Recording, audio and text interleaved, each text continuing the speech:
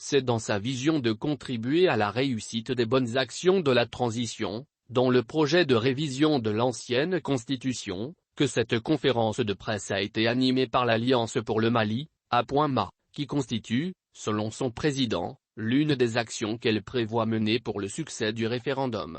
Le président Dr. Moussa Aliou Keïta a souligné que son alliance se retrouve dans cette révision constitutionnelle initiée par les autorités de transition, qui correspond, selon lui, à l'aspiration d'une très bonne partie de la population malienne parce qu'elle est l'une des recommandations faites lors des assises nationales de la refondation qui ont impliqué toutes les couches sociales du pays. En félicitant cette démarche entamée par les autorités de transition pour réviser la Constitution, Dr. Moussa Keïta affirme que ce référendum représente d'énormes enjeux pour le pays. Premièrement, selon Dr.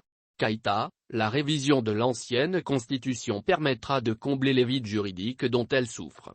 À entendre le président, la nouvelle Constitution permettra aux Maliens de s'unir davantage et à tous les fils et à toutes les filles du Mali de prendre part, à tous les niveaux, à la prise des décisions concernant l'avenir du pays.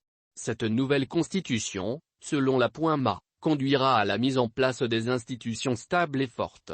Elle permettra, selon Moussa Keïta, de mettre fin aux crises post-électorales qui ont toujours écumé le Mali depuis l'avènement de la démocratie.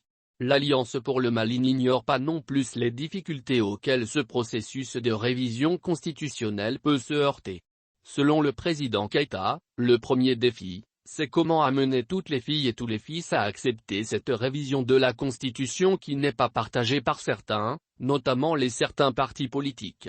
La deuxième difficulté à laquelle ce processus de révision doit faire face, qui est majeure, est liée au temps. Comment organiser ce référendum dans le temps imparti et dans la transparence étant donné qu'il ne reste que 2 mois.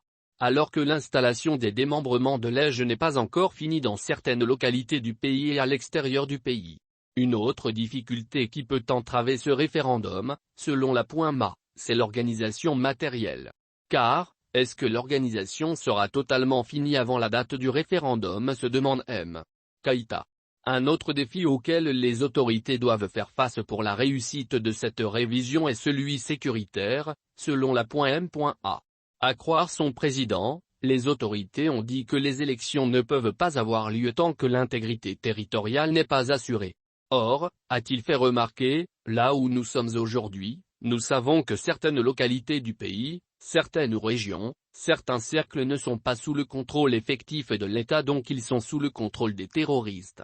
Pour rappel, l'A.Ma, qui a vu le jour le 9 octobre 2022, est une coalition de 17 organisations dont 3 partis politiques, 4 associations et une plateforme d'associations.